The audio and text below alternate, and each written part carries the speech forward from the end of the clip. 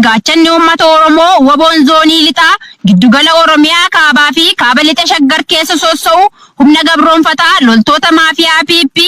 baay'inni ishii 250 ta'e raayyaa ittisa biyyaa humna addaa Amaaraa fi Shaabiyaa meeshaa BKM 23 dishqaa 5 B75 snaayipara 15 fi akaamaa hidhattee waboo sakatta'uuf Abuunaa Gindabaratii gara aanaa kuyyuu socho'aa turte gaafa eebila 12 barkum 2021 aanaa kuyyuu ganda dha'ee walancoo iddoo sartii harree jedhamutti tarkaanfii gootummaa fudhateen loltoota diinaa 32 battalumaa yoo ajjeesu 9 madoo dandammii hin qabneen adabee 2 hospitaala kuyyuutti gatee yoo deemu reeffa isiillee osoo hin kaafatin meeshaa qofa irraa guurtee reeffa alatti lakkistee deemtee jirti. Irree fi gaachanni uummata Oromoo gootichi waraana bilisummaa Oromoo zoonii kibbaa gaafa eebila 12 barkum 2021 godina Gujii Bahaa aanaa Liiban ganda Algee Cibraan Odaa Doolaa Buttaan Gooroo Doolaa milishaa Kotte Duudaa uummata Oromoo hiraarsaa turte irraa qawwee akaamaa 17 fi kerbee 2 irraa hiikuun qabsoo bilisummaa Oromoof galii godhee jira.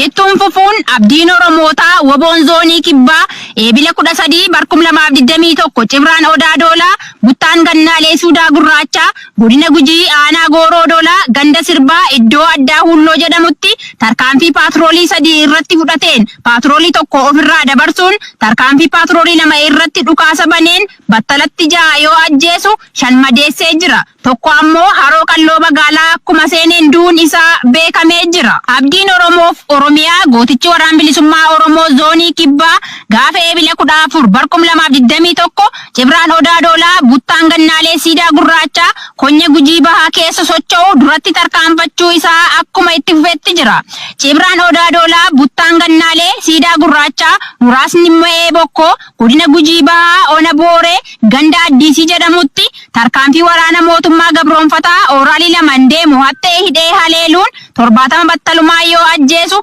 37 madoo dandammii hin qabneen adabee ooraalii diinni ittiin dhufte kanas hojiin ala taasisee jira.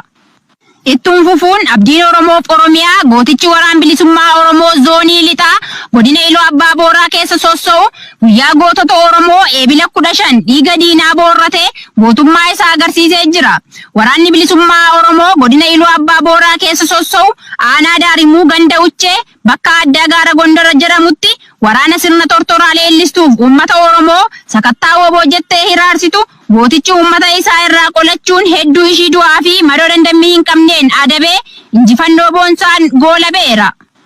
Eebila 15 barkum 2021 abdiif gaachanni sabaa gootichi waraana bilisummaa Oromoo zoonii lixaa godina Wallagga lixaa aanaa Qilxukaarraa bakka addaa Talamsoo Dambii jedhamutti tarkaanfii akkaan jabaa fudhateen tarkaanfachiistuu impaayera tortoraa ja'a battalumaa yoo ajjeesu shammadoo ulfaataan adabee yaadannoo guyyaa gootota Oromoo dhiiga diina isaa dhangalaasuun kabajee ooleera. Eebila 17 barkum 2021 irree fi gaachanni uummata Oromoo waboon zoonii kibbaa Konya Gujii Bahaa aanaa Gooroo Doolaa ganda Sirbaa iddoo addaa Biyyee Diimtuu jedhamutti tarkaanfii loltoota PP irratti hattee hidhuun fudhateen battalatti 8 yoo ajjeesu 3 ammoo madoo dandammii hin qabneen adabeera. Abdiin Oromoof Oromiyaa gootichi waraana bilisummaa Oromoo zoonii lixaa eebila 17 barkum 2021 godina Wallagga lixaa Ona Qondaalaa ganda Gobbee keessatti tarkaanfii hadhaa fudhatee loltoota Koroneel Abiyyi 7 battalumaa yoo ajjeesu hedduu du'aa fi madoo dandammii hin qabneen adabee guyyaa 15 keessatti woboo balleessina dhaadannoo jedhu faallaa itti godhuun gandicha keessaa kurkursee baasuun saalfachiisee injifannoo boonsaan goolabeera. Irree fi gaachanni uummata Oromoo waboon zoonii lixaa gaafa eebila 17 barkum 2021 godina Qellam Wallaggaa aanaa Gidaamii ganda Giraayii Sonkaa bakka addaa Maracaa jedhamutti loltoota diinaa akka baala hongeen rukuteetti hurgufee harcaasee injifannoon goolabeera. Loltoota diinaa sakattaa woboo jettee uummata Oromoo lafa irraa duguugaa jirtu gootichi waraana bilisummaa Oromoo goleelee Oromiyaa cufa keessa socho'u tarkaanfachiistuu impaayera tortoraa hadhaa du'aa habbuuqqachiisee diinaafis firaafis gootummaa isaa raggaasisaa jira. Uummanni Oromoo sirna sobaa bara baraan maqaa Itoophiyaa ijaaruu jedhuun bilisummaa Oromoo quucarsuun gabrummaa hamtuu Oromoon boquu gadi cabsee irratti finciluun waraana isaa waraana bilisummaa Oromoo cina dhaabbachuun mirga isaa falmachuu qaba. Oromoon walumaan gabroome walumaan bilisooma waan ta'eef sirna kijibaa kanaan of gowwomsuun isarra hin jiraatu. Gooticha waraan bilisummaa Oromoo zoonii lixaa fi zoonii kibbaarraa gadaan gadaa xumur gabrummaati injifannoon uummata Oromoof horaa bulaa deebanaa eebila 17 barkum 2021. Oduu guyyaa irraa eebila 17 barkum 2021 jennee qabannee isiniif dhiyaanneerraa oduu waliin ani daandii Elemooti. Eebila 15 barkum 2021 waraanni bilisummaa Oromoo zoonii dhiyaa guyyaa wareegamtoota gootota Oromoo haala waateen bakka uummanni Oromoo jirutti kabaja guddaan ayyaaneffate ooleera. Guyyaa wareegamtoota gootota Oromoo eebila 15 erga adda bilisummaa Oromoo akka guyyaa wareegamtoota gootota Oromootti kabajamuuf murtaa'e as waraana bilisummaa Oromoo sabboontota ilmaan Oromoo fi miseensotaan haalaa fi bakka jiranitti hundaa'e bifa garaagaraan akka kabajamu beekamaadha. Haaluma kanaan ayyaanni guyyaa wareegamtoota gootota Oromoo bara 2021 eebila 15 waraanni bilisummaa Oromoo zoonii lixaa Jalbultii irraa eegalee bakka miseensonnii fi hawaasni Oromoo argamanitti fi bakka miseensi ajajaa olaanaa ABO fi ajajaa waraana bilisummaa Oromoo zoonii lixaa Jaalmarroo Dirribaa Lammeessaa argamanitti yaadatamee ooleera. Ayyaana kanarratti sirna dungoo qabsiifannaan eegalee ayyaanni guyyaa gootota Oromoo eebila 15 bara 2021 haasaa jabaa kan ergaa uummata Oromoof qabu baga guyyaa gootota Oromoo geessaniin walqabatee miseensaa ajajaa olaanaa ABO Jaalmarroon taasifamee jira. Jaalmarroon baga guyyaa gootota Oromoo eebila 15 bara 2021 baga nagaan geessan erga jedhaniin booda guyyaa kana bifa lamaan yaadannaa gaddaa fi gammachuudhaan jedhaniiru. Jaallan toora qabsoo bilisummaa Oromoof kufan of biraa dhabne akeeka isaanii galmaan ga'uu hanqachuun nuuf gaddadha yeroo jedhan wareegama isaan kaffalaniin as dhaabbachuun keenya ammoo nuuf boonsaa nuuf gammachuudha jedhaniiru. Oromoon goota hin dhabne goota qabaachuun nama boonsaa kan jedhan Jaalmarroo Dirribaa Lammeessaa goonni garuu kan saba keessaa dhalateef waan gaarii hojjetee darbuudha. Sana ammoo seenaan yoomuu ni yaadata jedhaniiru. Uummanni Oromoo burjaajii kamuu keessaa ba'uun qabsoo isaa jabeessee waraana bilisummaa Oromoo cina dhaabbachuus qaba kan jedhan Jaalmarroon waraanni bilisummaa Oromoo kan sirnichi hidhee ibsisee uummata Oromoo waanjoo gabrummaa jalaa baasuuf karra Finfinnee shanan qabatee akka karoora baafatetti hojjechaa jira jechuun hirmaattota ayyaana kanaaf himaniiru. Uummanni Oromoo qaawwaa xiqqoo argamutti quufuu otoo hin taane qabsoo isaatti firii gochuuf hojjechuun mootummaa uummata Oromoo lafarraa fixaa jiru kanaa hojii manaa waraanni bilisummaa Oromoo dabalee kenneefii jiruun kufaatii mootummicha irra ga'uun mootummaa mataa isaa hundeeffatee akkaataa seeraa fi yeroo ofii baafatetti buluu akeekuun guyyaan gootota Oromoo bara eegeree Finfinnee irratti ta'uu qaba jechuun abdii qaban ibsanii jiru. Yaadannoo guyyaa gootota Oromoo eebila 15 zoonii lixaa keessatti bakka ajajaa olaanaa ABO Jaalmarroo Dirribaa Lammeessaa fi hawaasni Oromoo argamanitti kabajame eebbaan eegalee sagantaalee akka walaloo, weelluu yaadannoo wareegamtootaa, haasaa hooggansaa fi dhiichisaan sirna ho'aan bakka hirmaattonni kumaatamaan argamanitti kabajamee oolu galaalchitoonni raadiyoo irraata biyyoolessa Oromiyaa dirree lixaa saganticha hordofan gabaasaniiru.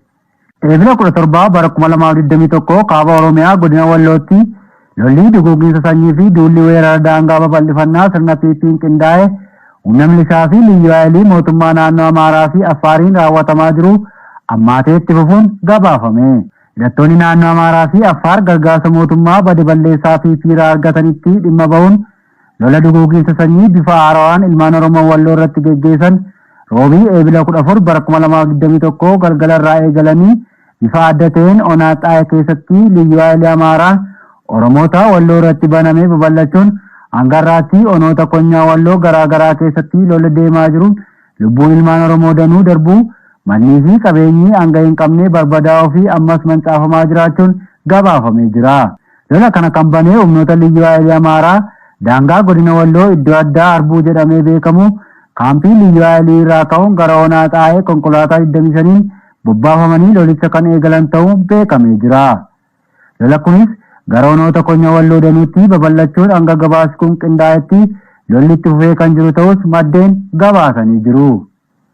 Akka gabaasni kun ibsutti yeroo ammaatti lolli hamaan gaggeeffamaa jiru onoota konyaa Walloo kanneen akka aanaa Jillee Dhumuggaa, gandaa Qollaashii, aanaa Harxummaa Fursee, gandeen akka Madiinee, Caffaa Coqorsoo fi Qoriitti yeroo ta'u akka odeessi maddeen konyaa Walloo irraa arganne ifoomsetti lolli konyaa Walloo keessatti gaggeeffamaa jiru hamaa ta'urraan kan ka'e maqaa fi baay'ina Oromoota lola guyyootan sadan darban keessatti madaa'anii guutuutti beekuun rakkoo ta'uun yoo beekamu maqaa fi baay'inni Oromoota wareegamanii fi madaa'anii danuu keessaa muraasni hanga ammaatti nu ga'ee jira. Kanneen lola kana keessatti wareegaman kana agammaa maqaan nu ga'e Mo'ee Huseen Umuuggaarraa, Umar Abbaa Garoo Baxxee, Hammee Hasan Hajii Goodaa, Ahmad Huseen Abdallaa Mataaworaa, Ahmad Ibrahim Umar Lugoo, Ahmad Abbabaa Haxaayee, Muhammad Ali Suutaa Burqaa Bunaa, Mootii Muhammad Haxaayee, maqaan kan hin beekamne Gooroo Bordoogeerraa, Khalid Ahmad Abduu Haxaayeerraa, Adam Ibrahim Arbaa Waayyuu Daawwaayirraa, Abdallaa Naajib Haxaayeerraa, daa'ima kan maqaan hin geenye illee keessa kan jiru yoo ta'u, Aliyyi Umar Arxummaa Fursiirraa, Adam Qorii Arxummaa Fursiirraa kanneen kan wareegaman yeroo ta'u, Rabbiin jannata isaanii gammachiisuu haa qananiisu, maatii fi firoottanii fi uummata Oromoo maraafis jajjabina hawwina jechuun maddeen raadiyoo Arraata Biyyoolessa Oromiyaa naannoo sanarraa gabaasanii jiru. Eebila 16 bara 2021 godina Wallagga Bahaa Ona Limmuu keessatti lola humni liyyuu haayilii Amaaraa hawaasa Oromoo irratti banteen Oromoonni 2 madaa'uu fi namoonni 12 Ona Limmuu keessatti ajjeefamuun baramee jira. Jimaata kaleessaa eebila 16 bara 2021 ganama barii humni liyyuu haayilii Amaaraa godina Wallagga Bahaa Ona Limmuu ganda Arqumbeessanii fi ganda Arqumbee 8 keessatti meeshaalee waraanaa gurguddaa fayyadamuun hawaasa Oromoo irratti dhukaasa bananiin manaa fi qabeenya Oromoota danuu gubuun Oromoota 2 rasaasaan rukutanii miidhaa jabaa irraan ga'u odeessa maddeen lixa Oromiyaa Ona Limmuu irraa arganneen hubatamee jira. Hawaasni Oromoo godina Wallagga Bahaa gandeen Ona Limmuu kanneen akka ganda Arqumbeessan, ganda Arqumbee 6, ganda Arqumbee 7, ganda Arqumbee 8 fi gandeen Ona Limmuu biroo fi magaalaa Galiilaa irraa waliif dirmatuun lola ofirraa qolachuu gaggeeffameen humna liyyuu haayilii Amaaraa irraa namoota 12 hawaasa Oromoo naannoo ajjeefamuu kan himan maddeen raadiyoo Arraata Biyyoolessa Oromiyaa godina Wallagga Bahaa Ona Limmuuti. Oromoonni amma maqaan isaanii adda hin bahin kan jimaata kaleessaa Ona Limmuu keessatti rasaasa humna liyyuu haayilii Amaaraa irraa itti dhukaafameen madaan lammeenuu gara hospitaala Giddaa Ayyaanaatti fudhatamuun yeroo ammaatti yaalamaa kan jiran ta'uu odeessi maddeen amanamoo Ona Limmuu irraa argan ifoomsee jira. Dabalataanis lola gandeen godina Wallagga Bahaa Ona Limmuu garaa garaa keessatti erga eebila 13 bara 2021 as walitti fufiinsaan gaggeeffamaa jiru keessaa lolli jimaata kaleessaa godina Wallagga Bahaa Ona Limmuu ganda Arqumbeessanii fi ganda Arqumbee 8 iddoo addaa Fiixee Baqqoo jedhamutti gaggeeffame. Lola humnoonni kun erga dhuma baatii bitootessaa qabuun onoota keenya Wallagga Bahaa garaa garaa keessatti lola humnoonni kun hawaasa Oromoo irratti bananii jiran keessaa lola isa baay'ee ulfaataa ta'us maddeen gabaasanii jiru. Lola ulfaataa godina Wallagga Bahaatti liyyuu haayilii Amaaraan gandeen Ona Limmuu garaa garaa keessatti jimaata kaleessaa baname kanas hawaasni Oromoo Ona Limmuu keessa jiraatu guddina meeshaalee fi baay'ina humna liyyuu haayilii Amaaraa lola irratti bananiin osoo rifatee harka hin laannee tokkummaan waan qabu qabatee waliif dirmachuun humna liyyuu haayilii Amaaraa aleeluun guyyaa tokkotti nama 12 irraa ajjeesuun ammoo lola guyyaa kaleessaa adda akka taasisee fi humna poolisii addaa Oromiyaa jedhaman keessaa kanneen of beekanii fi saba isaanii Oromoof naasuu qaban hawaasa Oromoo waliin ta'uun humna duguuginsa sanyii Oromoo irratti gaggeessuuf Oromiyaa seentee lolluutti jirtu dabalatee mootummaa badee balleessaa piitii humna badii daboo kadhatuun Oromootti bobbaasee irraa rifaatuu guddoo keessa galchee jira jechuun maddeen raadiyoo Arraata Biyyoolessa Oromiyaatti kan himan miseensota qeerroo bilisummaa Oromoo godina Wallagga Bahaa Ona Limmuuti. Eebila 12 bara 2021 godina Jimmaa Ona Limmuu Saqqaa fi Limmuu Koosaa keessatti qeerroon Oromoo 8 waraana sirna piitiin ajjeefaman. Waraanni mootummaa koloneeffattuu Impaayera Itoophiyaa uummata Oromoo nagaa ajjeesuu akkuma itti fufetti jira. Haala kanaan Oromiyaa lixaa godina Jimmaa Ona Limmuu Saqqaa ganda Maroo keessatti eebila 12 bara 2021 qeerroowwan Oromoo 2 Awwal Abbaa Diggaa fi Kaalid Sheekshaafii jedhaman barii tokko malee Oromummaa isaanii qofa yakkuun rasaasatti roobsanii ajjeesaniiru. Humni waraana Ona Limmuu keessatti bobbaafame humna addaa naannoo Amaaraa kan uffata humna addaa poolisii Oromiyaa uffatee akka ta'es gabaafamaa jira. Itti dabaluun eebila 14 bara 2021 humni waraanaa kun aanaa Limmuu Saqqaa ganda Seemoo Abuuqqaa bakka jedhamtutti ijoollee daa'ima Oromoo xixiqqoo 5 abaaboo 5 waliin walitti hidhata qabdu jedhanii yakkuun mana hidhaatti darbaniin booda mana hidhaa